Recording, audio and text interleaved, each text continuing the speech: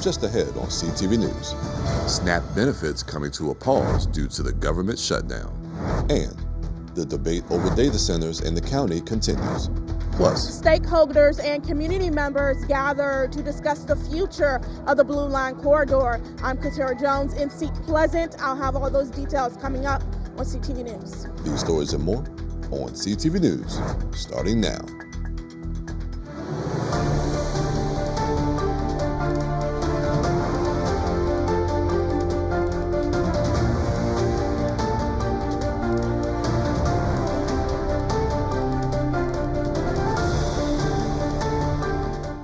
Good evening, this is CTV News for October 29th. I'm Michaela Newton. Thanks so much for joining us.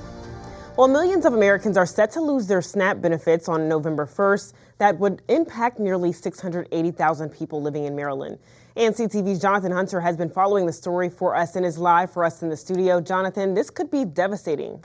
Yes, good evening, Michaela, and very devastating indeed. Local food pantries and local food banks are already starting to see a rise in demand because of the government shutdown. And after Saturday, the problem will only get worse. Local officials are starting to brace for the impact. In just a matter of days, thousands of Marylanders who rely on SNAP, the food assistance program for low-income families, will be left scrambling. The USDA posted a notice on their website that reads in part, "The well has run dry. At this time, there will be no benefits issued on November 1st. Maryland Attorney General Anthony Brown joined other attorneys generals from other states to file a lawsuit against the Trump administration. They are asking for a federal judge to force the release of food assistance funds so millions of Americans can still get their benefits. The USDA has $6 billion in their contingency fund, but the agency says they will not tap into that fund to cover food stamp benefits next month. Montgomery County announced yesterday they are putting forward an emergency aid package worth more than $7 million to help fill the gap. The county will dip into reserve funds to help food banks and other nonprofits stay afloat. Governor Moore said he will not use state funds to pay for SNAP, which is a federal program. And I know when I'm talking to governors all around the country, that most governors are telling me, they're just saying, we know the federal government's not reimbursing us. And so we cannot use capital that is destined and intended for bridging federal reimbursement when the federal government says you're getting nothing. It is estimated that roughly 270,000 Maryland children are enrolled in the SNAP program. And when speaking to federal workers the last few weeks, one thing is certain, Michaela, they are concerned, they are worried. All right, Jonathan, thanks so much for that story. And the Montgomery County Council will have a hearing next month to discuss the food and aid package. Well, the Qualified Data Center Task Force had a meeting today. During these meetings, information is shared from subject matter experts to help the task force make recommendations to the county council about data centers. Today, a representative from the Maryland People's Council gave a presentation about how data centers will impact electricity rates. The co-chair of the Qualified Data Center Task Force says he's grateful for the community response they received at their meeting last Saturday. We want the community's feedback, so we're very grateful for the large turnout and the interest in the community about data centers, because we really take their feedback very important, and it will inform our decision-making process. And there will be no more Qualified Data Center Task Force community meetings. The task force is working on gathering their policy recommendations that must be given to County Council by November 30th. And as the government shutdown drags on, the nation's air traffic controllers say the crisis is pushing the air travel system to the brink. At Reagan National, controllers handed out pamphlets warning that financial stress and staffing shortages are putting safety at risk. The FAA admits delays are spiking, with absences causing nearly half of weekend disruptions. Now, with thousands of controllers and TSA officers working without pay, unions warn each day of the shutdown continues, the risk to air travel grows. And a regional food pantry is working to help furloughed federal workers get food on the table. The Capital Area Food Bank partnered with No Limit Outreach Ministries in Landover yesterday for a food giveaway. Furloughed federal workers were able to walk away with boxes of food like bread, fruit, and chicken. All attendees had to do was show their government work ID. The Capital Area Food Bank says the food giveaway in Landover is one of 5 distributions the organization will host every week while the shutdown continues. So many of these individuals are just shocked that they're on this end of the line. So many of them meet their nutritional needs through their paychecks. Some may live paycheck to paycheck, but they're able to take care of their needs and their family's needs. So there's a sense of disbelief that they are in this line. We've committed to providing and meeting the needs of those who are federal government workers who've been furloughed for the duration of the shutdown. I mean, of course, we hope that that shutdown is not too long, both for these families who are in need, but also, in terms of our ability to continue to be able to provide good, nutritionally, strong food. And for more details on the 5 food distribution events for furloughed federal workers, visit the website right there on your screen. Well, for years, the Blue Line corridor has been underdeveloped. Well, now a new coalition is looking to change all of that, but they don't want to do it alone. CTV's Katera Jones is in Seat Pleasant with more. That's right. When we talk about the future of the Blue Line Corridor, an organization known as the Blue Line Corridor Coalition is working to make sure that everyone has a seat at the table when it comes to what that transformation will look like. A future where vacant lots turn into new homes, into community gardens, into places for people to gather. State, county, and local leaders, along with community members and businesses, attended the official launch of the Blue Line Corridor Coalition.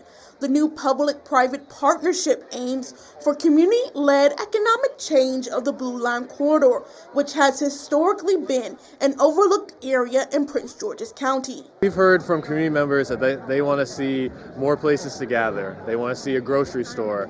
They want to see a central avenue that's more walkable and safer. And so those are some of the things we want to see happen. The Blue Line Corridor consists of communities like Seat Pleasant, Capitol Heights, and Fairmont Heights. The new coalition, along with its partners like List BC and Capital Market, have been working to figure out what people want to see along the corridor. So for me, what the future of the Blue Line looks like local business owners, it looks like farmers, and we're taking vacant spaces in Prince George's County and converting that into agriculture spaces or farmers markets or other pop-up establishments. Consider a Blue Line coalition that is bringing people together to share the same ideology. The methodology may be a little bit different, but the approach is the same. How do we make an impact in an area that has been not thought about for years? During the event, Wells Fargo announced a $170,000 grant to help support the mission of the Blue Line Corridor Coalition. Katera Jones, CTV News. Well, a federal judge has blocked President Trump from cutting funding that was allocated for mental health programs for students in grades K through 12. Maryland Attorney General Anthony Brown joined 15 other attorneys general to file the lawsuit. Congress had set aside $1 billion for mental health support in the wake of the school shooting in Uvalde, Texas. The funding allowed 1,300 mental health professionals to be hired, but back in April, the Department of Education sent out notices saying the funding was going to be discontinued. Brown says the ruling will help protect mental health programs. And Maryland's long-standing hospital payment system could be on the chopping block as the state prepares to move to a new federal health care model next year. For decades, Maryland has uniquely set its own Medicare rates, a system credited with keeping costs stable. According to the Baltimore Sun, some warn the upcoming shift could drive hospital prices higher, raise premiums, and even force smaller facilities to close. State officials say they're working with federal partners to prevent those outcomes, aiming to protect access to care and keep health costs from spiraling. You're watching CTV News. I'm Michaela Newton. Still to come, electric car drivers, listen up. The state is making an effort to increase EV charging availability. Find out how after the break.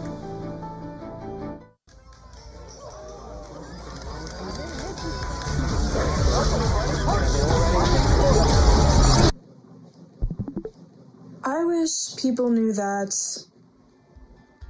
when you live in a small town like mine, it's much harder to find friends with common interests, especially ones my age. I often feel really alone. Same here. Seems like every time we finally settle somewhere, I have to pack up and move again. By the time I make a friend, a real friend, I have to say goodbye to them. I totally get it. I live in a big city, but it can feel just as lonely. It's tough, but it gets easier. Honestly, I totally get what you're going through. it's nice to know that like you feel the same. You enjoyed my story. I really enjoyed your story as well.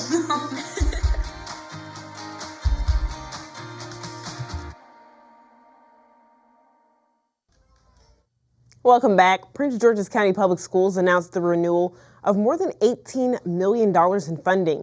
The announcement was made this morning at Sonia Sotomayor Middle School. Funding comes from the Maryland Community Health Resources Commission through the Maryland Consortium on Coordinated Community Supports. Now, the grant will continue critical mental health and wellness services for students.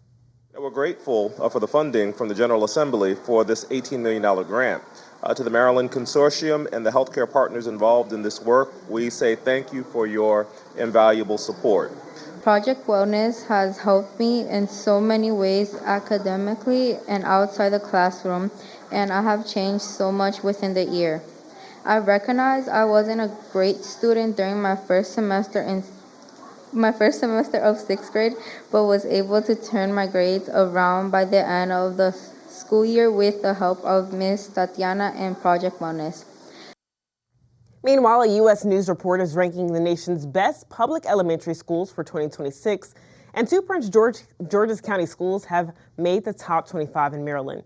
Coming in fourth place is Glenarden Woods Elementary School in Lanham, and taking the 20th spot is Heather Hills Elementary in Bowie. And first place is Ocean City Elementary. The report ranked 47,000 elementary schools at the state and district levels. Its main focuses were on state assessment scores, student background and achievement in core subjects, and student-to-teacher ratios. And the Maryland Department of Transportation has announced the second round of federal funding to increase vehicle charging availability under the National Electric Vehicle Infrastructure Program. The $9.6 million includes 12 conditional awards, which added to the 19 projects underway from the first round of funding, bringing the program's total to 166 fast charging ports across the state. With nearly 148,000 registered EVs, the state has seen growth of more than 16% in EV registrations since the beginning of the year. And a new agreement to restore the Chesapeake Bay is almost ready for approval. The Chesapeake Bay program's leadership team has signed off on a revised restoration plan, which now heads to state and federal leaders for final approval. The updated goals focus on cleaner water, more wetlands and forests, and stronger oyster populations. The new target for meeting population reduction goals is 2040, pushed back from 2030. The final signing is set for December 2nd at the National Aquarium in Baltimore. And there's a push to get rid of the pit bull ban in Prince George's County. The law has been in place since 1997, and while the law is not fully enforced, animal rights advocates say the law is ineffective. Council Chair Ed Burrows has proposed a new bill that would repeal the ban. The new law requires dogs to be spayed, neutered, or vaccinated, and it enforces a stricter leash law. Councilman Calvin Hawkins is a co-sponsor of the new bill. He at first supported the ban, but after talking to animal rights advocates, he had a change of heart. I listened to what their views were, the pros and cons of the pit bull ban. And now I believe that the pit bull ban is something that's way overdue. We need to remove the pit bull ban. There are other ways to deal with animals. If this bill becomes law, it will help make our county safer. It will divert funds from an ineffective program into things that are more effective. We would hope to see it follow exactly what's happened in other cities who have repealed, Denver, Austin, Topeka, where we see our dog bites start to plummet, our stray numbers start to plummet, and our adoptions go up with a safer community that is better educated dog owners. Now, if the law passes, people in the county will be able to adopt pit bulls from the animal shelter. A final hearing of the bill is scheduled for next month.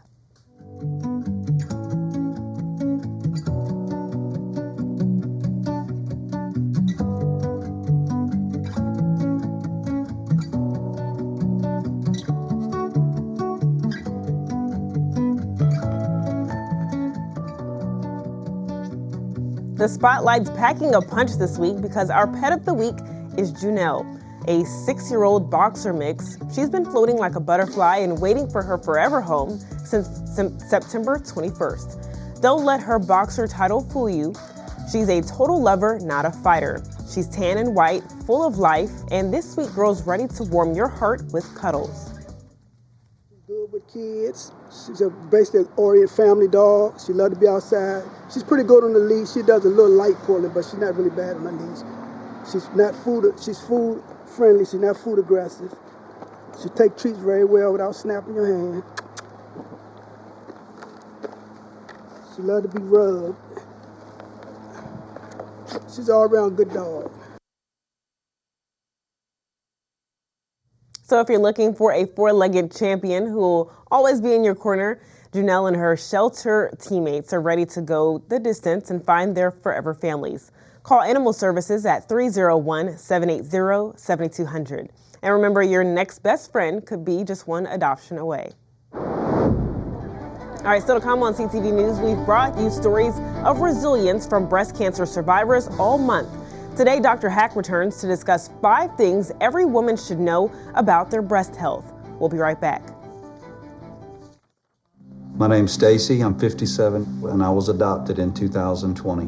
We were adopted in 2019. And we were adopted in 2021. We had a house, and it sounds crazy, but it wasn't a home. The one thing that Jake and Emma brought is it became a home. When I met Dakota, he had just turned 14. You weren't there for the first this and the first that. I missed the first words, but we got a lot of other firsts. Watching her say, oh my God, I cannot believe I got my license. And she's like, I passed. And I'm like, girl. See them grow. It is. They chose to love us. They didn't have to. They chose us. Family. You and you. Kids in the middle. What I thought was a complete life was nowhere near complete, but it is now. Learn about adopting a teen from foster care. You can't imagine the reward. Visit adoptuskids.org. Got one of these hanging on the wall? You're qualified. One of these? You're qualified too. Love a good checklist? Qualified. Qualified. Qualified. Yep, qualified.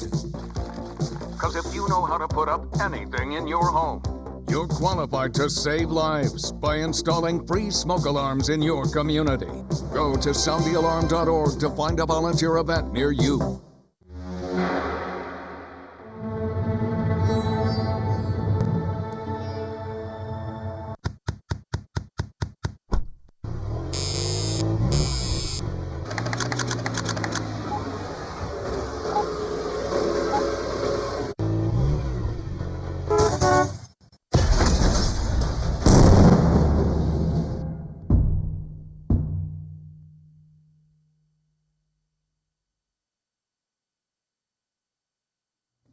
Welcome back. October has been celebrated as Breast Cancer Awareness Month since 1985 by the American Cancer Society.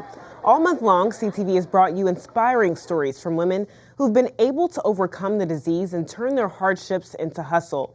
As Breast Cancer Awareness Month comes to a close, we want to remind everyone the importance of checking yourself year-round. And returning today to share 5 things women should know about their breast health is Dr. Stephanie Hack. Thanks so much for joining us. Thanks for having me. So it feels like when a person should get screening for anything, oftentimes changes. Mm-hmm. So what age should someone be to get screened for begin mammograms? Sure. So there are a number of different organizations all giving different recommendations about when to start breast cancer screening. And it really depends on what your level of risk is. So if you are at average risk, as you saw for the women carrying the sign that said 1 in 8 women are diagnosed with breast cancer, average risk is about a 12% risk of getting breast cancer in your lifetime. If that's your risk, that's average risk, and you should start screening at the age of 40. The recommendation from the United States Preventive Services Task Force and from the American College of OBGYNs, obstetricians and gynecologists, recommend starting at 40 as well, with continuing your screening with mammograms every 1 to 2 years. Gotcha. Now, should this be an annual screening? Should this be an every other year? How often should it be? Again, it depends on your risk. So we recommend something called shared decision making, where we sit down, we talk with you, and then from your risk and what you prefer, then that's how we really decide, okay, do you want to come every year? Do you want to come every 2 years? Gotcha. And what about younger women, women in their 30s? When should they start getting screened? Does it depend on their family history at all? Exactly. So if you are at a higher than average risk, meaning your risk is above 12%, then you may need to start screening earlier. And I'll give you an example. Someone whose mother was diagnosed with breast cancer at like 35, for example, we generally recommend that you start screening 10 years before that. So that person will need to start screening probably at about 25 with either ultrasound, mammogram, MRI, or some combination of those. Now talk to me a little bit about breast density. What exactly does that mean, and how can you tell what your breast density actually is? Breast density is so important to know. So breasts are made up of a lot of different types of tissues. They're made up of fibroglandular tissue and they're made up of fatty tissue. And how dense your breasts are depends on how much of your breasts are that fibroglandular tissue. If you have more fibroglandular tissue, you have denser breasts. If you have more fatty tissue, you have less dense breasts, and that's going to change as you age. Young women tend to have dense breasts, and then as women, go through menopause and are over 60, then they tend to have more fatty tissue in their breasts. Gotcha.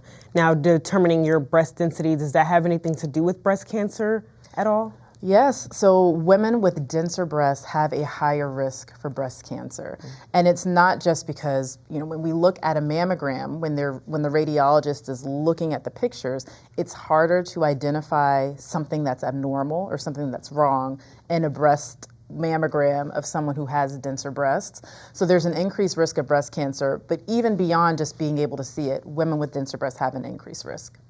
And what are some other alternative screening options for women with denser breasts? So you might be recommended to do a breast ultrasound or a mammogram. And again, that's not for every woman that has dense breasts. That's going to be an individual decision. If someone does not have, any family history of breast cancer or anything like that, should she think she's in the clear? Kind of tell us a little bit about the differences between those two women. So even if you don't have a family history, there's still a potential chance that you could develop breast cancer. And there are certain gene mutations, specifically the ones that people most commonly know of are called BRCA1 and BRCA2, and that really increases your risk of breast cancer, but that's only a small percentage of women who develop breast cancer. Most breast cancers that people are diagnosed with are not related to any family history. And what is one more thing that our viewers should know, as we wrap up Breast Cancer Awareness Month, what should they know? You have to know your breasts. Know your breasts, know what they look like, know what they feel like, know the shape, know if you have discharge. It's something that you should really get comfortable with. Knowing every part of your body and knowing your breasts is very important. All right, absolutely. Thanks so much for joining us, Dr. Hack. Thanks for having me. All right, for more information on women's health and Dr. Hack's podcast, visit ladypartsdoctor.com.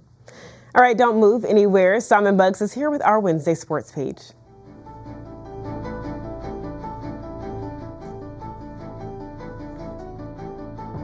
My opponent is completely disregarding almost half of my arguments which I respond to. Communities must step up. Laws and alone protest cannot against this stop the bullying. Well, I completely disagree. Point of inquiry, do you guys even realize that the #1 killer of children and teens are gun injuries? You're probably starting to realize now, this is not a debate.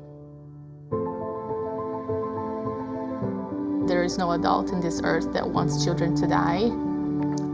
I worry for my kids.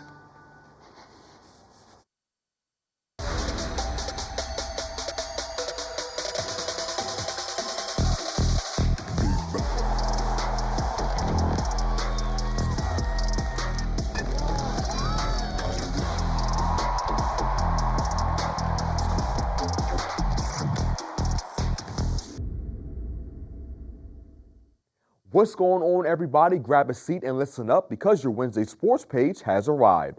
Now, if you didn't know, the high school state soccer playoffs are underway, and yesterday the Carlson boys soccer team took a trip to Landover to take on Fairmont Heights. Now, in the first half, it was all defense as plays from both teams, like this clutch save from Fairmont Heights goalie, And both these Cavaliers playing lockdown defense to stop a potential goal for the Hornets kept both teams scoreless after the period. Now through most of the second half, the game was still scoreless as both teams still had a hard time finding the net. But after over 60 minutes into the match, the Cavaliers finally broke through after number 4 timed his kick perfectly to score the team's first goal of the match. And as the game came to a close, the Hornets were still without a goal. But Crossan was able to score another one as number 4 came through again for his team to make the score 2-0 in favor of the Cavaliers. And that was all Crossan needed as they took down Fairmont Heights in the end, 2-0 to advance to the next round of the playoffs. Congratulations, fellas. And sticking with the state soccer playoffs, Parkdale took down Duval 4-3 to keep their state title hopes alive. CMIT North fell to Chesapeake Science Point 2-1. And finally, High Point sent Eleanor Roosevelt home after taking them down in a close game 2-1. Meantime, we are just 5 days away, Terps fans, from the women's basketball team taking the court for their first game of the season. And from the top to the bottom of this roster, everyone is going to have to contribute if Maryland wants to make it far in 2026. I talked to a few players on the team recently, and they each told me what they bring to this year's Lady Terps squad. I like to think of myself as an Army Swiss knife, you know. I can defend, I can rebound, I can score, we can run, you know. I think, honestly, especially being on this team, she's allowed for me to have the opportunity to dip my hands in everything and to really just play free. Just competitiveness, you know, I'm a competitor. I think I can win anything. I think that's the best thing about me. Also just being a good teammate, being a role model for, you know, my other teammates, for the freshmen, whatever it has to be. Just stepping up and becoming more of a leader. Maryland will kick off the season against Loyola on November 3rd at 7 o'clock. And wrapping up sports, the Washington Capitals fell to the Dallas Stars last night, 1-0. The Caps will return to action versus the New York Islanders on Halloween at 7 o'clock. And that is your Wednesday sports page. Simon Bucks, CTV Sports. All right, thanks, Simon. Let's get a look at our 3-day weather forecast. Tonight, we'll have some thunderstorms with wind speeds of up to 15 miles per hour. Tomorrow, more storms are on the way. We'll have a high of 66. Friday, for the trick-or-treaters, it's going to be sunny but breezy. We'll have a high of 59 and a low of 44, so bring a jacket and don't stay out too late. Saturday, it'll be nice and sunny with a high of 60. And for our community calendar, this Friday is the opening of Bowie Community Theater's Web of Murder. This murder mystery tells the story of when two nieces discuss with their aunt's their aunt's will, secrets are uncovered and the murders commence. Showtime for Friday is 7:30 p.m. This show runs until November 16th, but for tickets or more information, visit bctheater.com. And don't have time to catch up on our top stories in sports on television? Well, you can find them on our YouTube page or follow us on all social media platforms. Have a story idea? You can reach us to our CTV News tip line by giving us a call at 301-386-4085 or send us an email to ctvnews@pgctv.org. And as always, we look forward to hearing from you. All right, that's all the time we have for CTV News. Thanks so much for joining us. We'll see you again tomorrow. Have a good night.